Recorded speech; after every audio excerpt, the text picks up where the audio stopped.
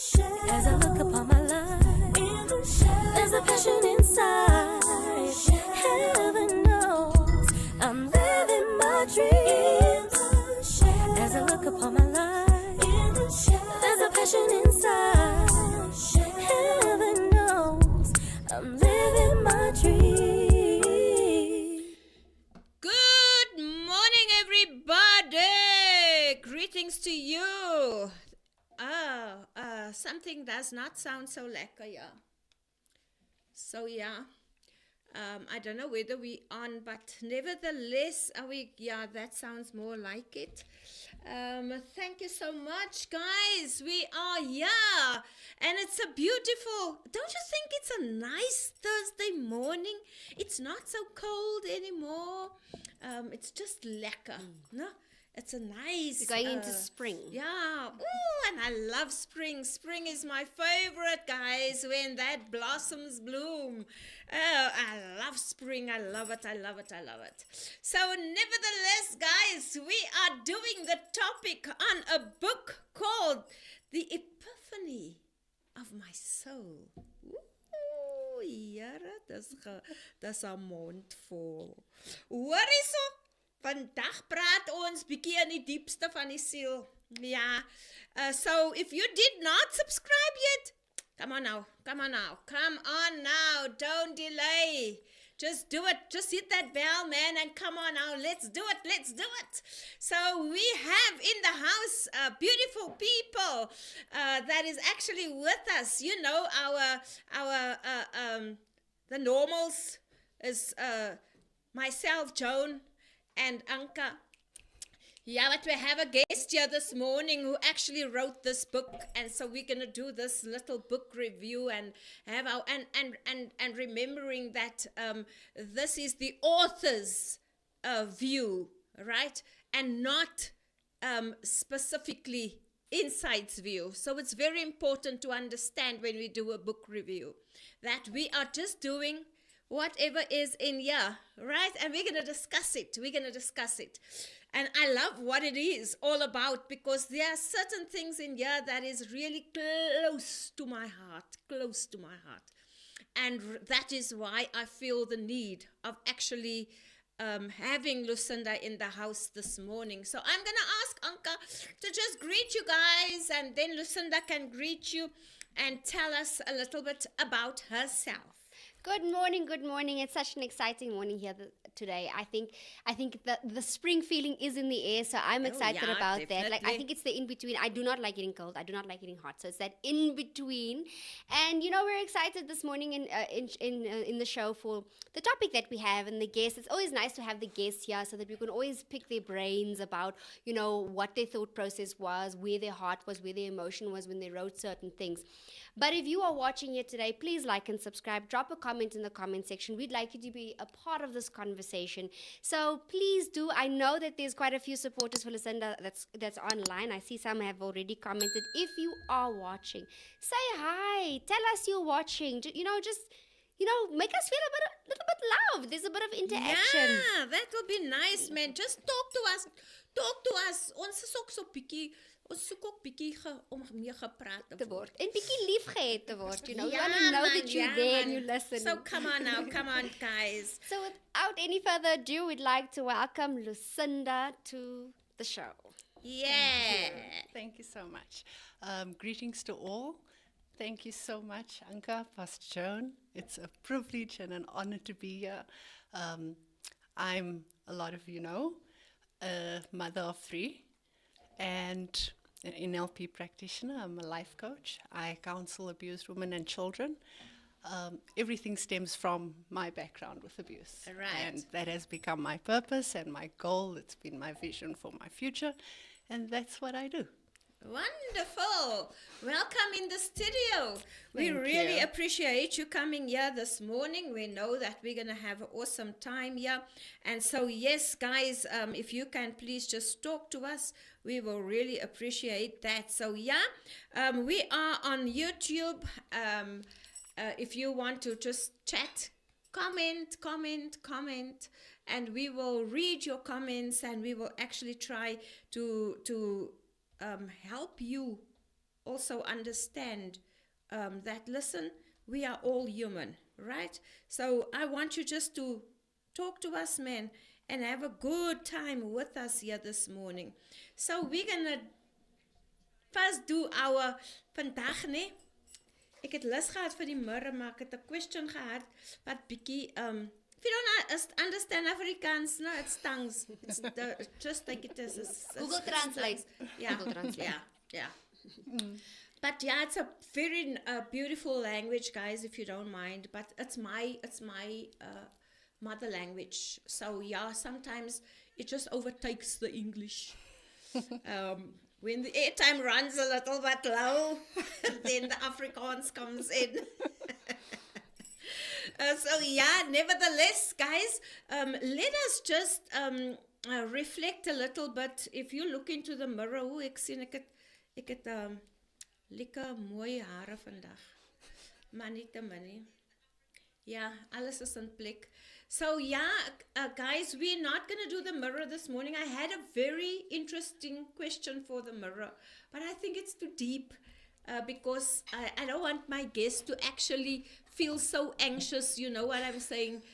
She was already feeling anxious to talk about the book, but I'm not going to ask that question. Therefore, we're going to use the ball again today. So where your thumb actually land, right? There you're going to read. Okay. And there you're going to tell us what it says, right? And then give us a little bit of like a good way to release feelings is. Okay. Right, there we go. Yo, talk about your feelings. Let's not get upright and personal, okay? My feelings this morning, I feel a sense of joy. I feel a sense of peace.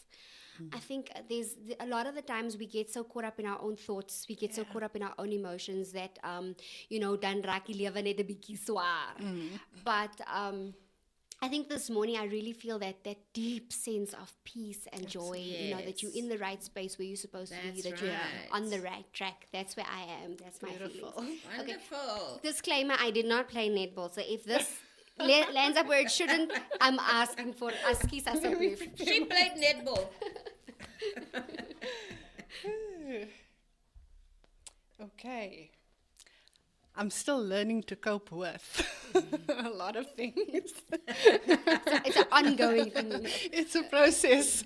We get in there. Okay. I'm still learning to cope with my feelings. I'm a very emotional person, so I tend to put emotions into every single thing that I do. And, sometimes that's not always a good thing. Yeah. You got to be guarded at times. Absolutely. So I am learning how to deal with my emotions, managing it better. Right. There we go. Ooh, ek is by 'n play therapy supply. Okay. Okay.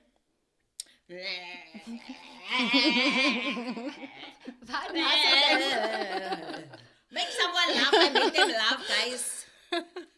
I made them laugh. I am in it to win it. Sy was nou baie vinnig. Why are your coping skills helpful? I think the reason why my coping skills are helpful is because it allows me to process it internally. It helps me to process it before I bleed on someone else, before I take it out on someone else. Because if you don't find a pressure release, dan gaan jy ontplof. Jy gaan snap. Absolutely. So it's important. Very important, right? Every day I can be better than I was the day before. Right. Awesome. Wonderful. That's coping skills. Ons het klaar vir coping skills. Name something creative you like to do. Crocheting. Nice. And I must say... And I'm making bags, guys. I am actually making the bags and I sell them. So if you want a bag, just tell me, I'll make it for you. And I must say the creativity. Yeah, On yeah. point. Yeah, On yeah. point. I am a creative girl. I'm a You are. creative girl, yes. So let's delve into the topic, the Epiphany of My Soul, written by Lucinda Petersen. So that is what we are going to do. It is no longer what it used to be. So that is also very important to understand. So Lucinda, tell us a little bit about yourself. Who are you? Where do you come from? And I read in your book your first chapters about the abuse that you faced. Yeah. So tell us a little bit. How did you grow up and things like that? Okay. So I'm a girl from Eldorado Park, Extension 6, born and bred.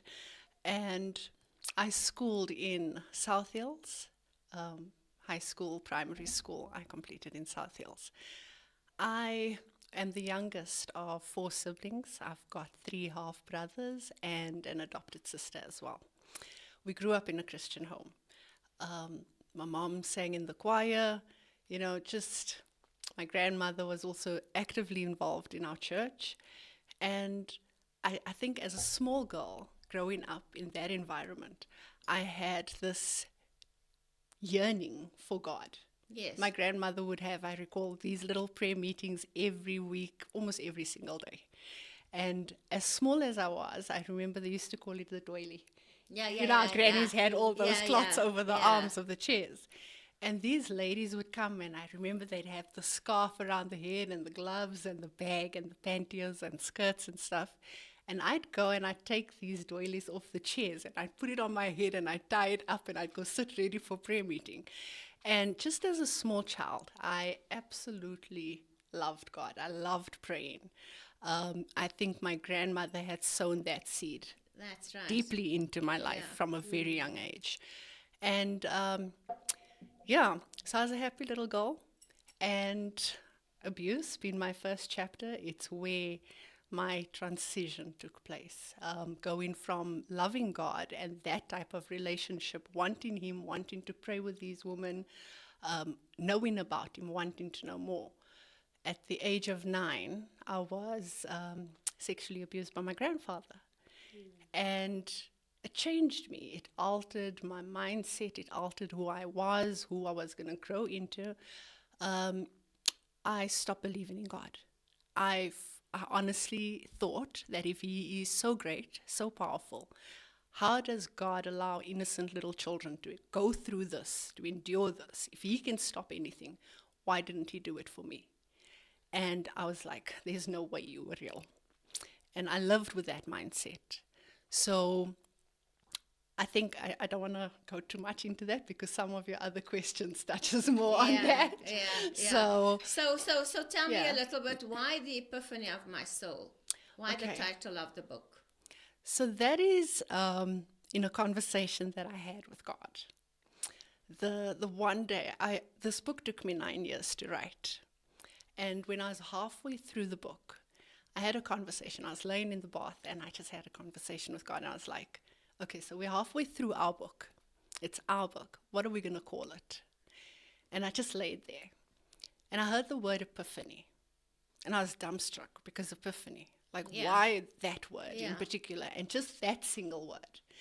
And I prayed about it. I prayed about it for months on end, asking God to just reveal the rest of my book's name. I know my book needs to be called The Epiphany. I just don't know what. Yeah. And it dawned on me the one day, just reading back over what I've written that far, it dawned on me that my life, everything that I've gone through, is the depth of who I am. It has shaped me. And that's when it hit my soul. This is my soul. My book is my soul. And putting those two together, that's how the epiphany of my soul came about. Right. It speaks because about it's your the depth story of me. Yes. at the end of the day. Yeah. And I was just so intrigued by the name. I love the word epiphany. Yeah. It just had a ring to it. Yes. And I did biblical searches, and the one that stood out more for me was, it is no longer what it used to be. That's and right. that was God answering me about my book, that my transition from where He has taken me to where He's brought me it is no longer what it used to be. Wonderful. That's my That is soul. wonderful. Did you grow up with both parents? I grew up with my mom. My parents were never married. Yes, my dad was around on weekends, but that was their relationship, crazy relationship. But that was But my he upbringing. was married, right? Yes, he was he married was with another married. family. Yes. And then Yeah.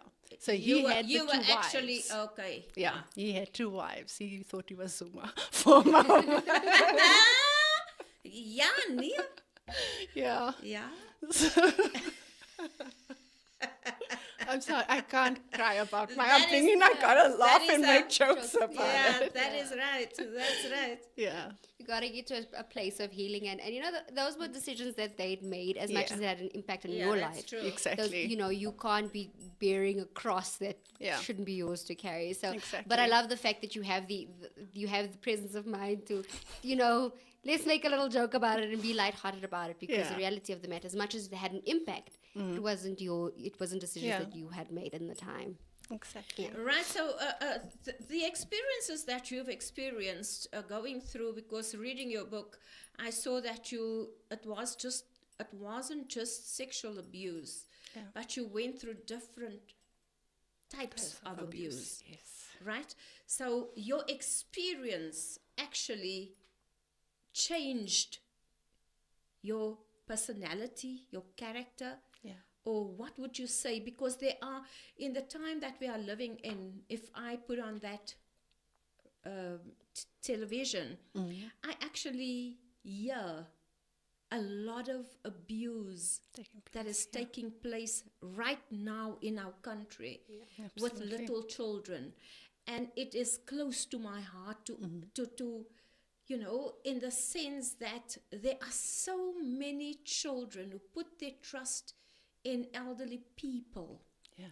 who are there, who are supposed to actually protect them, Yeah. but instead violate them and disappoint them. Yes. So you went through the same thing. And I know it's difficult to talk about these things, but it is very important for the girl who is out there Yeah. to hear that, listen, yeah, because I read in your book, you said you didn't speak out. Yes. You didn't want to speak out.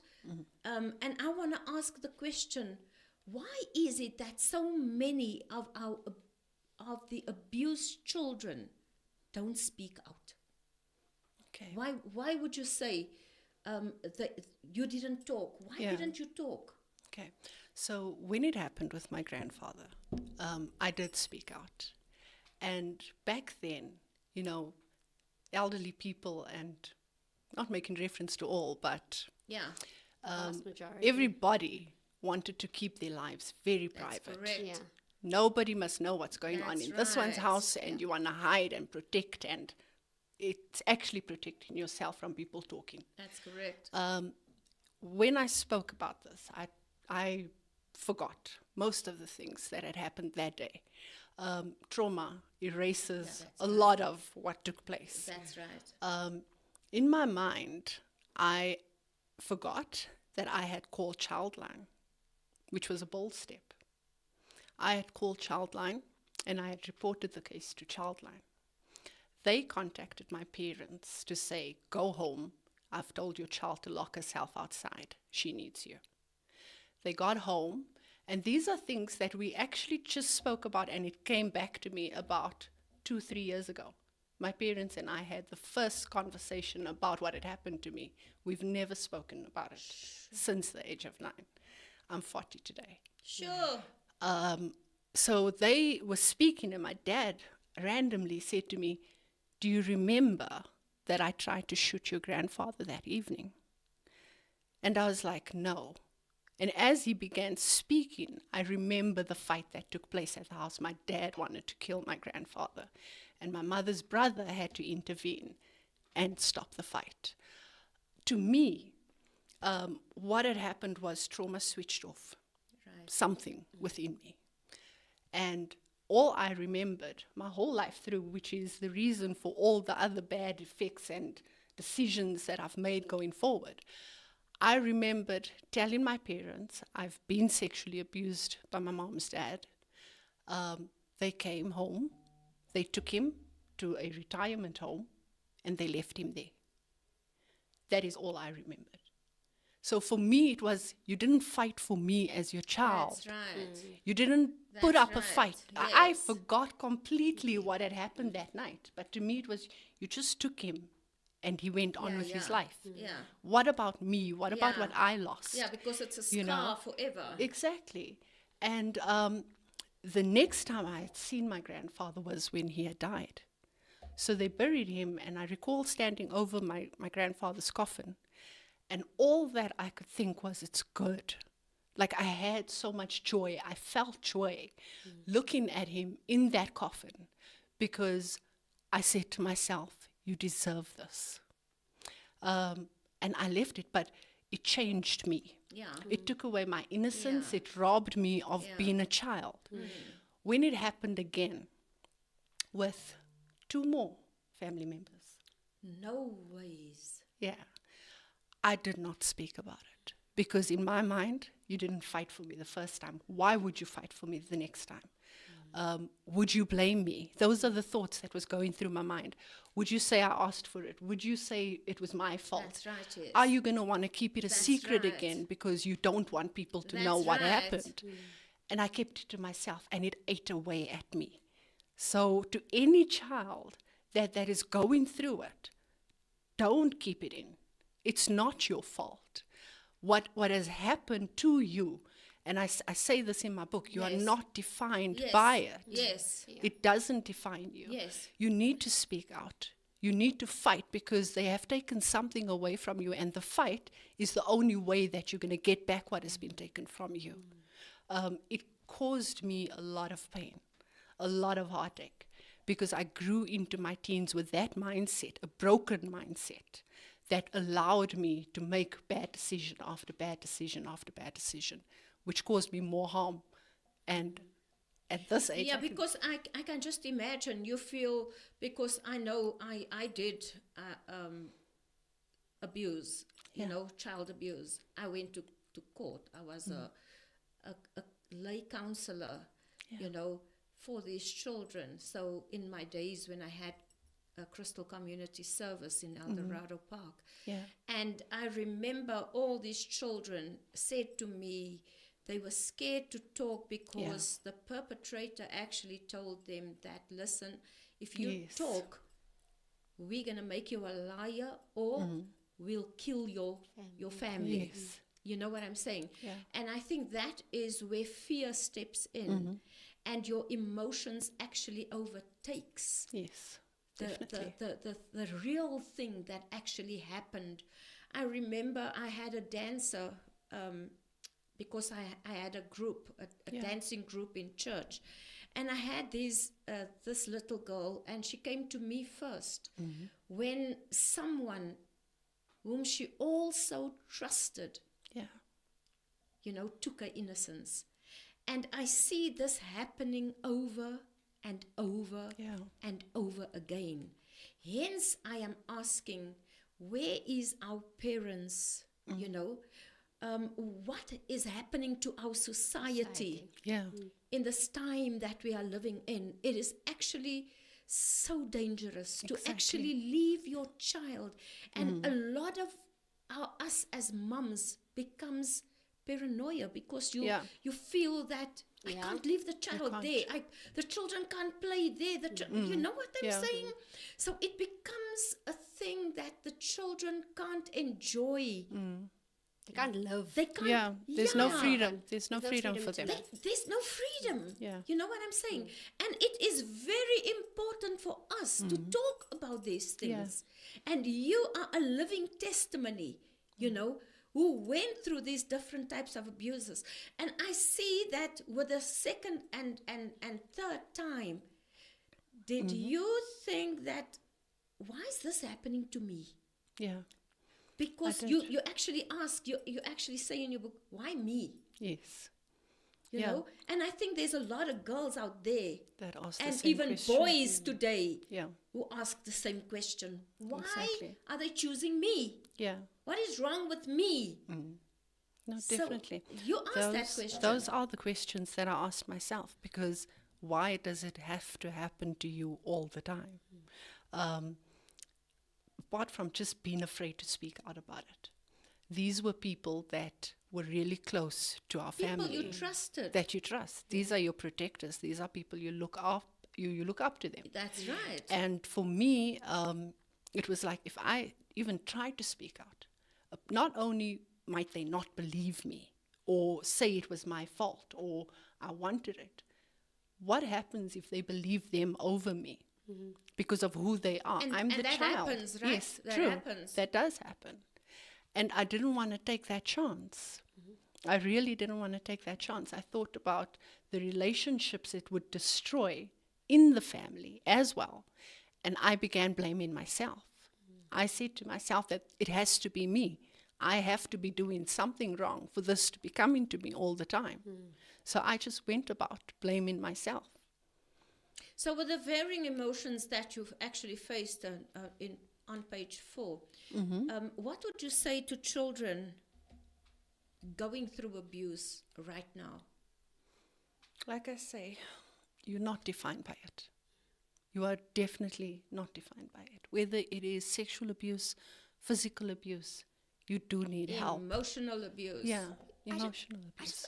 It's becoming very apparent because, you know, we've had a conversation with someone a while back regarding the same sort of scenario, and it's very interesting to see that these children, they have an outlook, it's going to destroy the family. Yeah. It's going to tear the family That's apart. that's so true. Yeah. And it's actually sad because you're not the cause of it. Exactly. The child's not Yeah. the cause of Yeah. it. But they bear this burden. Yeah, you take it That's upon true, yourself. yeah. You take it That upon is yourself. very true. And it's interesting, like, how do you address that factor? Because you don't know this child is going through that. Like, Yes. as a parent, you might not know. Because I also know that one of the testimonies that was in church, the mother did not know. In fact, she invited the person over Yeah. who kept on doing it because she thought, you know, We my- trust you. we trust you. And not just that, you know, my child is No, my alone, you're taking Lord. care of my child. Yeah. You know, and this child is thinking it's going to tear the family apart. Yo. You know, how do you address her? I know that that's a bit of a side question we didn't put in there, but it's interesting for me. How do you address that aspect for a child to say it's not your burden to bear? You know, Yeah. Yeah, I think I would say if you're going through that, going through abuse, you have to speak up. Yeah. Go to your teacher. If your teacher don't do anything, go to the principal of the school. Yeah. Tell a friend. You know, Speak to because a somebody. lot of us, and some of abused children actually withdraw. Yeah. to become reclusive. Yeah, Recluse and Yes. introverts, yeah. they actually go become introverts. Yes. They Yeah, they you go just into a withdraw. shell and you close yeah, off. Yeah, and which means there are types of emotions that you actually go through as a child. You know, what are the type of emotions that you actually went through because of the emotions you made wrong decisions. Yeah.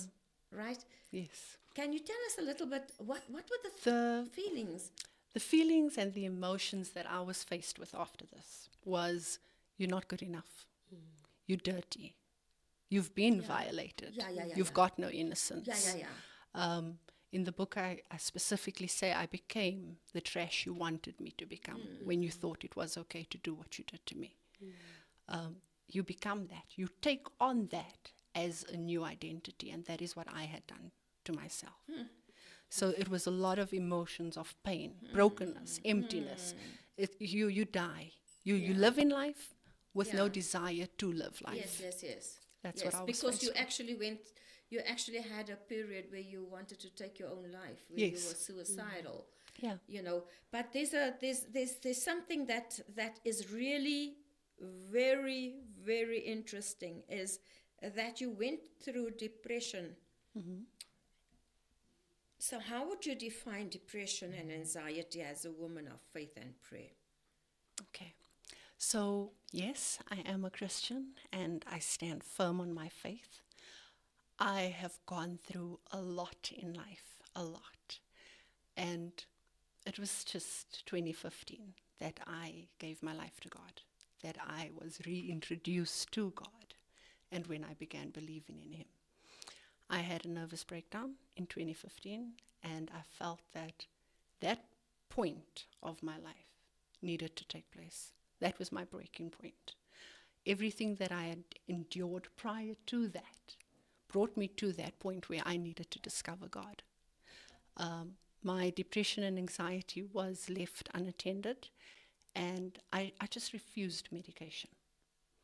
I went to doctor with this breakdown. I went to doctor, and they felt that I'm a risk to myself. I'm a risk to others.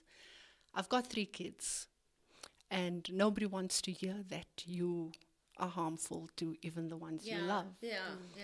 And they felt that I needed to be admitted. They were telling me that I couldn't think for myself. I am not able to engage or interact with people. And for the first time, I said to this doctor, you know what, I need to go home and think about this, and I will let you know if I'm going to be admitted. I left there, and for the first time, I fell flat on my face, on the ground. I laid flat. And that was the first time that I prayed to God, asking Him to reveal Himself to me. So as a woman of faith, I do have moments in my walk with God where I battle to get out of bed. I'm not going to sit here and say I am perfect. Yes. I go through pain, even in my walk with God. And some of it is the hardest pain that you don't want to go on. It feels like you're sucked into a pit and you don't know how to get out of there. It is my faith in God that pulls me out every time. I know how long I can stay in that mind frame, that mindset for, and I know when it's time to, come on, you need to Pull snap yourself. up. Yeah. And it is my walk with God that pulls me out every time. So yes, I still deal with my challenges. That's correct. But I know how to get out of it. Yes. Yeah, because you have a plus.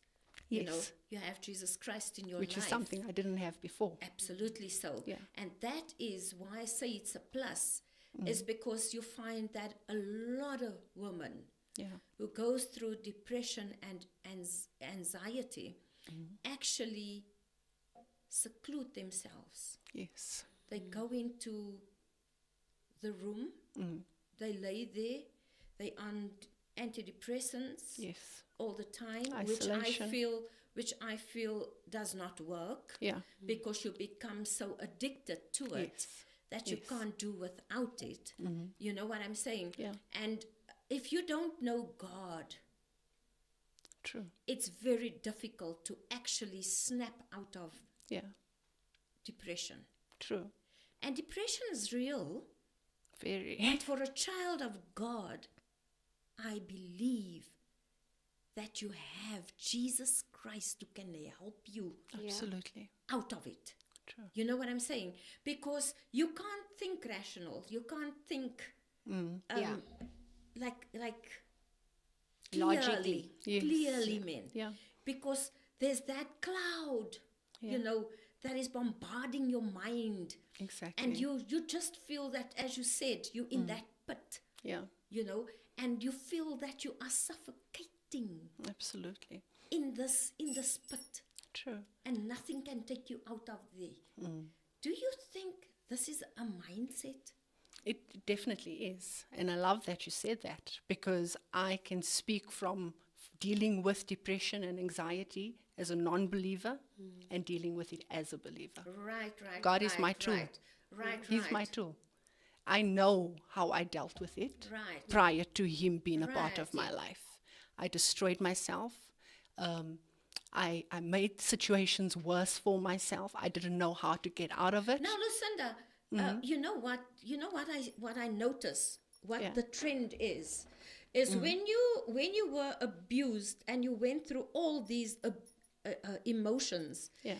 and you make wrong decisions, that as a person, is it that you feel like, as you rightfully said, you feel, good, you feel, so that goes with a lot of things that happens to you in life, Yes. per se, on the journey of life that is not meant to be. Yes, true. It's not meant to be. Absolutely. But because you are bombarded with all this, I'm not good enough. You know what?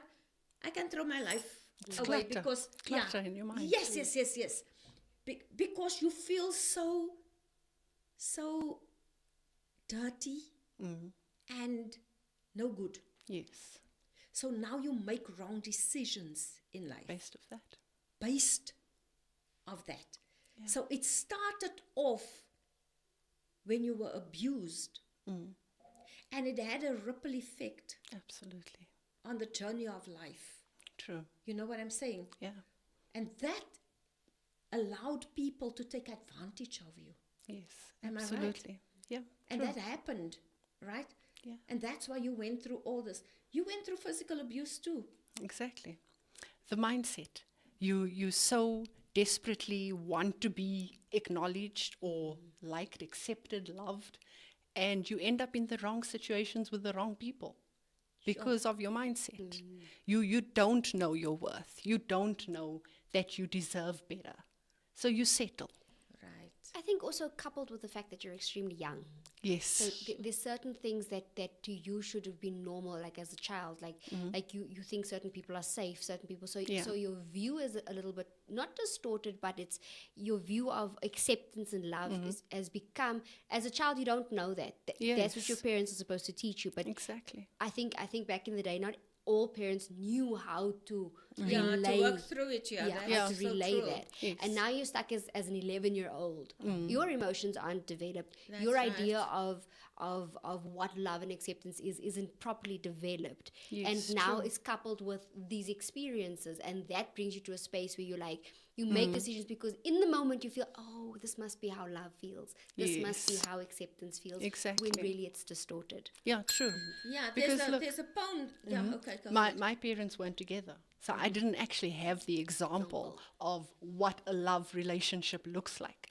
I needed to form my own No definition father of figure, it. really. Yeah, true. Shucks. I just, for our viewers, who haven't read your book and all of that, I just wanted to ask, so your grandfather coming into play in that space in your life, was he a more prominent figure in your life?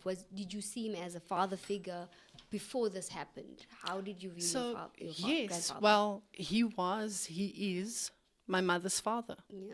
And you look at him as a father figure. This is your protector. Yeah. There That's was no correct, man in yes. the house. Yeah. Yeah. There wasn't a head of the house. Yeah. So I looked at him as the protector. Yeah. And I was 9 years old. I was just a child. And we were alone at home one day when all this took place. Yeah. So, So that even distorted it more. The More, one person who yeah. was supposed to love and protect you Yes. distorted that even further. So growing Exactly. up and going into your teenage years, that basically shaped that Yes, for you. true. Okay. Right. So I'm looking for this thing that.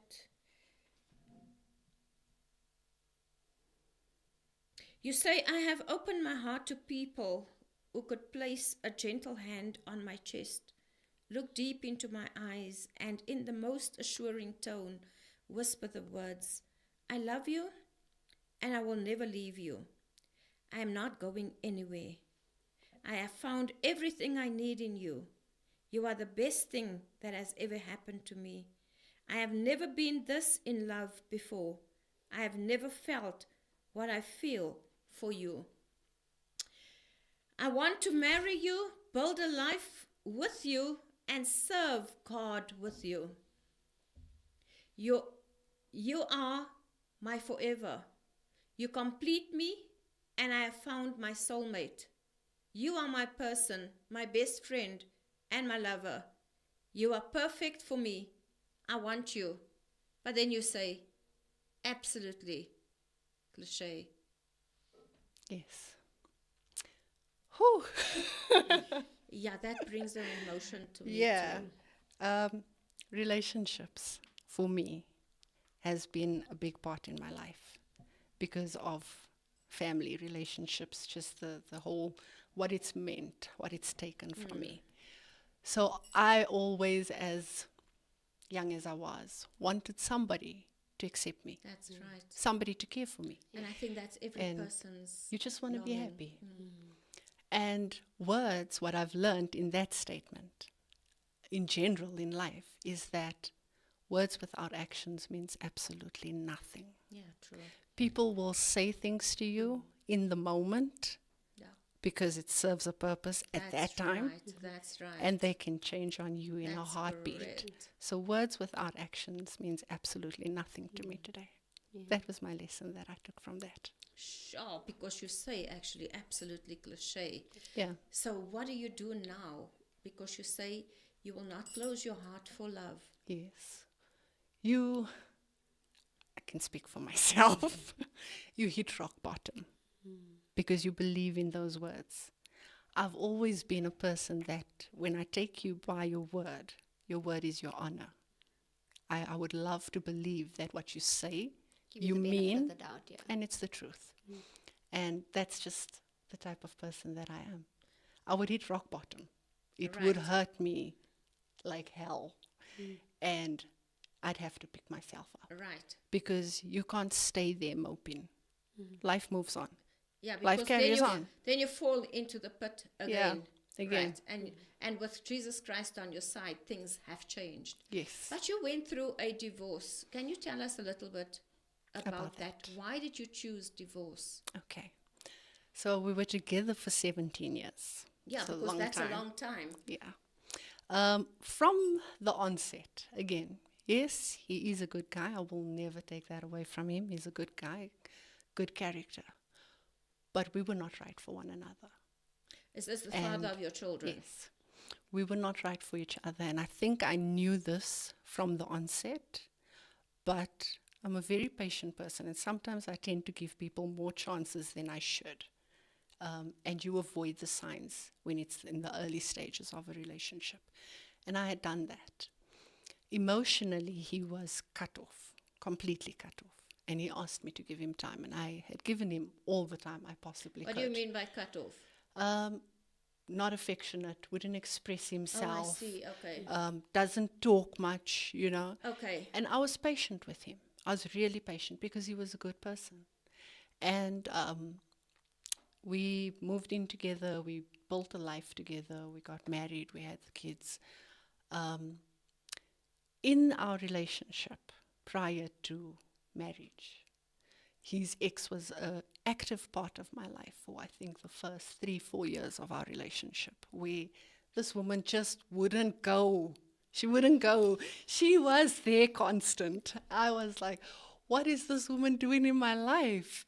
And I became the social media stalker because now you want to look. What does she have that I don't have that makes you want that her? happens, yeah, You that know? happens. And I looked at this woman and I'm like, and I'm sorry to say, but I am beautiful.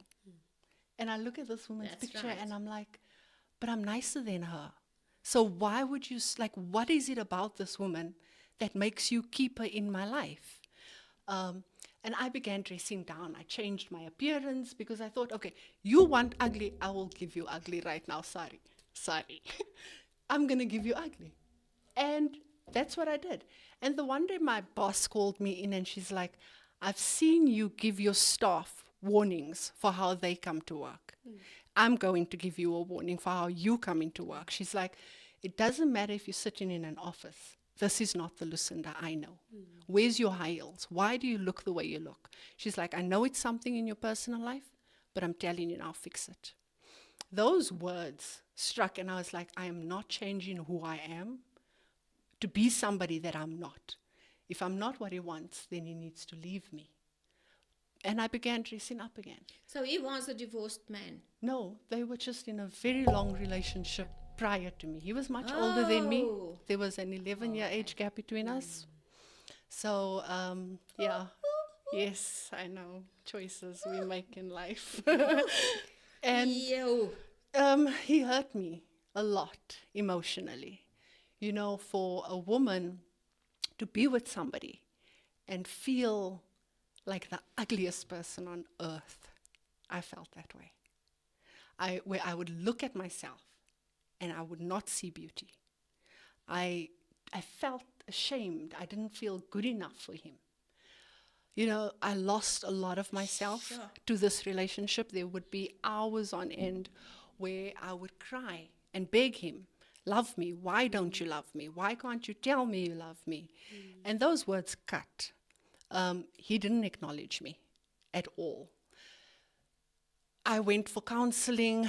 I've seen several pastors trying to save our marriage. I think I tried everything I possibly could try to save the marriage. And believe it or not, as long as we were married, I never ever celebrated a wedding anniversary. Not even once. Not once. And about 5 years ago, I celebrated our anniversary alone. I was at home. I fell asleep that night. I woke up at about past 11. And I went to him and I said, I want a divorce. By then, I had tried everything to possibly save the marriage. I went to vereniging, to a pastor, Pastor Colin, he's late now. And he said to me, I always try to save marriages. And I always do whatever I can to save a marriage. His exact words to me were, you are not one. You married on paper. The two of you have never spiritually connected with one another. And that hurt. Because when you get married, you accept your partner and all that they come with. That's right. You know, we would be in this relationship and would say things like, your family is your family, my family is my family. Do not cross the two. He's got a private number and a work number. I'm not allowed to reach him on the work number. I'm blocked on the work number because the two lives cannot mix with one another. It needs to be separate. So emotionally and mentally, that relationship messed me up in a huge way. It degraded me as a woman also in a huge way. And I was just tired. I got to a point where in my walk with God, my healing journey with God after 2015 was he needed to prove his existence to me. And I would say, because of this journey, brought me to making the decision that I am ready to divorce this man. With God's permission. God doesn't like divorces. Yeah. But he doesn't hate the people who are divorced either. No, definitely. And he doesn't want us to hurt the way I was hurting. God defined my worth as a woman, as a mother, and nowhere in that am I allowed to be degraded by anybody. And I got to a point in my life where I would not settle to be treated like anything less than what I deserve based on what God says I am. Right. And So to me, there is a little bit of something that I would love to ask. Yes. If you allow me.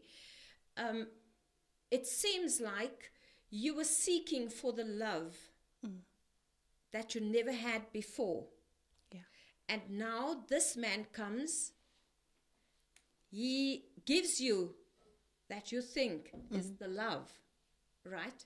Yeah. And I'm doing the love, but you saw it as love, irrespective of age, because love has no age. Yeah, true. So irrespective of all that, but that was when you didn't think straight. I was longing for this, and here it is. So I'm going to give myself over. But now in the interim, that I feel that, I'm in this thing. I got married to this man, but I am not getting what I really thought I was going to get. Yeah. And like you said, you actually said that he wasn't an affectionate person. So there were certain things that you longed for that you didn't get. True. Right? Because there was no third party involved. Am I right? Yes. Right? Well, up until probably that 5th year, when I said to him, I want a divorce, we had a separation prior to getting divorced. Okay. Yeah. Okay. So there was a separation before. Yeah. But I'm just thinking, that so many times as women, we find ourselves in a space where we actually seek for love. Yeah. Because of the things that happen to us. So can you see what abuse does to you? Yeah. Can you actually understand what is actually happening to the mind of a person, you know, growing up from childhood, you know, growing up with that mindset that I'm not good enough, Yeah.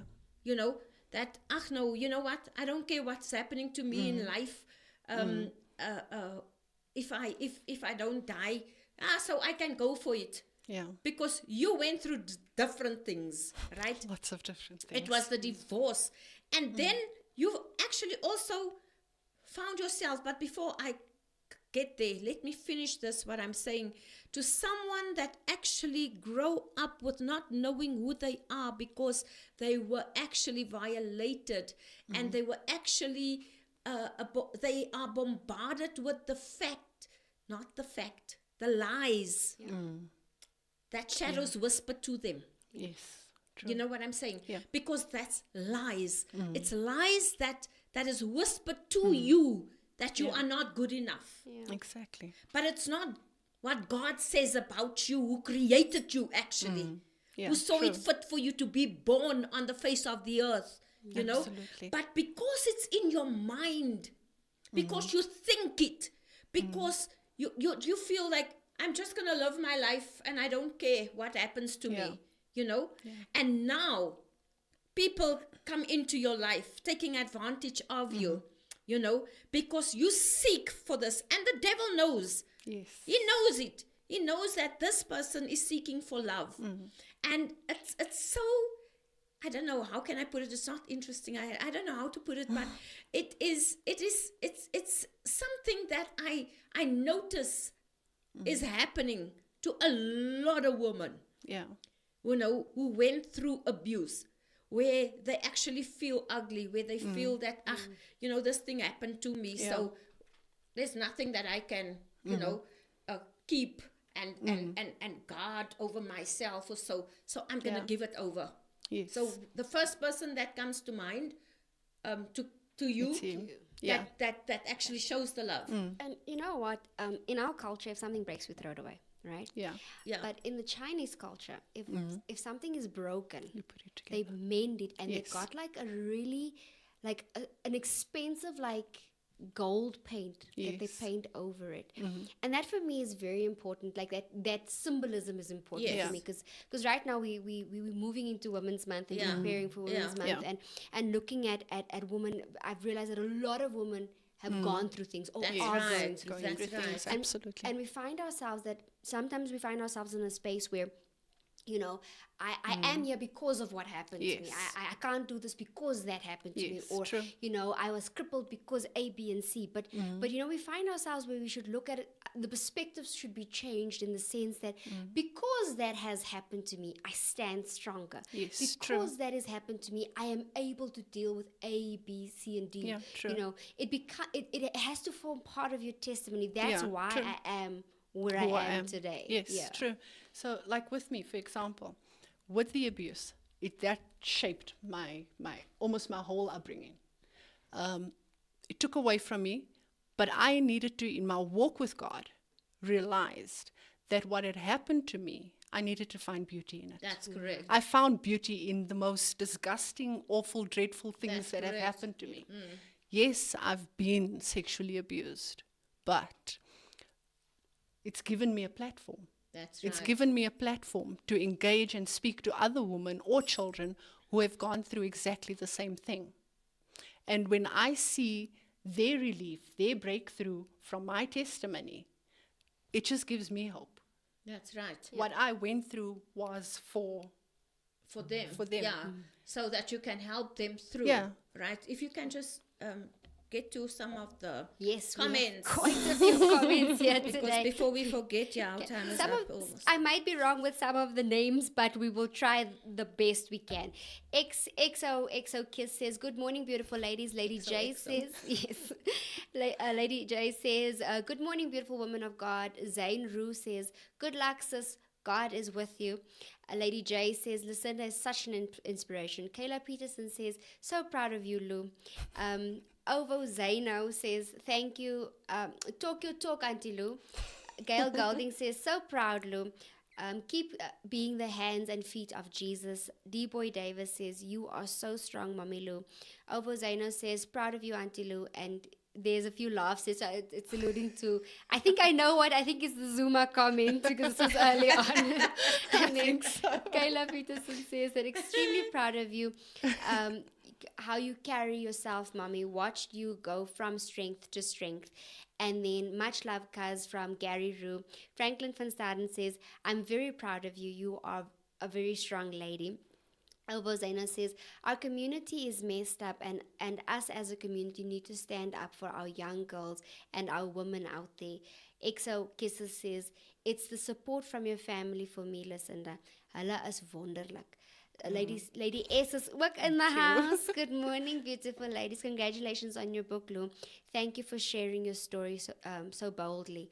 Anna Marie van Staden says, good morning, ladies. Thank you for yet another encounter of inspiring stories and shared through this amazing show. Thank you for sharing your soul, Lucinda. Over Zaina says, I'm really proud of you, Auntie Lou. And then Dion, ek kan nie die laaste ene lees. The pronunciation won't be there. Proverbs 12 verse 25 says, anxiety is in the heart of man causes depression, but a good word makes it glad. Kayla Petersen gives you little hearts there. And then moving along, it says, Samantha Ping. You know Ping. what? Let's just stick with Samantha. Proud of you, Lou. And you've got quite a few hearts there with a little bit of a plaster there. So thank you. Thank you so much Thank you, guys. for commenting and showing your love. And it's nice to see for the interaction, especially the love for our guest right here. And I think today's show was very inspiring and I think it's and relevant. especially for the upcoming Women's Month. Yes. Yeah. I think it's very relevant, and especially you went through even drug abuse, Yeah. where the decisions that a person make is so vital. Yes. It's vital even if you went through abuse, and if you are going through abuse right now, any form of abuse. And there's one abuse that is emotional abuse that is not taken very serious, but have a tremendous effect on people. That people who, sometimes partner says, you're not good enough. Yeah. Partner says, you're so ugly. Why can't you do it this Why can't way? you? Yeah. Why Dress can't you this be way? like this? Or why can't you? Exactly. Well, I'm not that other person. Yeah, true. Don't compare me. It's not me. You know what I'm saying? So if you go through abuse, it's time to speak up. Yes. It's time to come out of the closet and get some help. There is help. There's a lot of help out there in our communities. Lucinda, there's just one thing that I would like to know. Seeing, because they say vision is more caught than thought. So you catch it by seeing. You saw the relationship of your parents, right? You went through certain things and even your personal relationship. How did it affect your motherhood? It had its good and it had its bad. What I had gone through in regard to abuse made me a very paranoid mother. I can believe it. It was almost, you overexert yourself being a mother, especially when they're babies. I would be by you. My kids were not allowed out of my sight. I will stand next to you, whether you're a male or a female. I want to see how you're holding my child. If your hands are too close to their private parts, I take my child away from you. You're not allowed to hold my child on your lap. All of that. You're not allowed to sleep over at people's homes because I don't know what goes on in their homes. Yeah. You are staying where I can see you. Right. You go where I go. And like you said, we take away their freedom. Yeah. Because I don't want my kids playing on their own. I don't want them with friends. I would literally isolate my kids. And that was my paranoia. That was my battle with what I had gone through.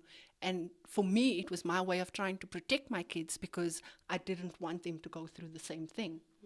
Also, my parents' relationship was toxic, extremely unhealthy, and it hurt their children. All of us have our scars caused by that relationship. But for me, it was like, I will not be a single woman. I need to be somebody's wife. I have to have a family under one roof. That's right. And that is why I stayed longer than I should have stayed. Because all the signs were there for me to have Yeah. left. Yeah, yeah. But I carried it through Yeah. because my kids need their family together. And I hurt myself in the yeah, interim. that's happening, yeah. You know, so for me, I needed to bring myself to the point where I realized in order for me to be good for my kids, I need to be okay. And I'm not okay right now. And I need to make sure I take the necessary steps to get there. And divorce was part of my plan. Right. So, yeah. So it does affect, it does definitely, it affects the relationship actually. motherhood, And yeah. you become overprotective Yes. of your definitely. children and not allowing them to do certain things. Yeah. But there are certain things that children need to understand that parents actually want to protect you. Yes. You know, they're not too harsh, you know. They just want to protect you. And especially in this day and age. Beloveds, we came to the end of our show. Last comments quickly, and then we're going to say tata. I just want to say that I know that there's so much that people are going through out here, and that's not negating myself. I know that we all there's really a lot going on, but hold on to God. Don't let go. Spend your time, build that relationship with Christ. He will keep you sane, because if you spend time meditating His words, He'll keep you going. There's hope. There is hope for another day. Amen. So don't give up and hold on to God. Amen. Amen. Last comments. Be true to yourself. Know your self-worth. It's very important for me that every woman listening, even men, know your worth. Because once you know your worth, you don't settle for things that's not meant for you. You choose the right things as well, because it serves you good and it has purpose. So always know your worth in Christ. Very important. Amen. Right. I just want to read this. Violence in my silence. Though I smile and laugh, you don't know what I carry behind my mask. Every day I fight with all my might. I try to be okay, but most of the time it's just a fake. I've been rejected since the day of my birth. Why the hell am I even on this earth? My heart bleeds because everyone I meet thinks that it's okay to reject me. How many times can one person endure all of this pain? Sometimes it makes me feel like I'm just going insane. No one sees me, no one hears me, no one feels my pain. People only care when they can gain from you. But what about you? They don't care how they make you feel. All you can do is deal with it at the cost of losing it, and then go insane. When you try to end it, everyone tries to understand it. Why does it take death to open your eyes? The saddest part is that people think that your pain is based on lies. Yet, no one understands it. The people that caused it refused to believe it. So, you let them go their way, believing what they want, and there you are, alone in the dark, consumed with the pain. They were innocent, and you were wrong. So, you put on your mask and smile again. So I want to say on this, it's time to lift the mask and come clean, because God loves you, we love you, and you can go in the peace of the Lord. Mwah. Amen. In the shade, as I look upon my life, in the shade, there's a passion inside. Heaven knows I'm living my dreams. As I look upon my life, in the shade, there's a passion inside.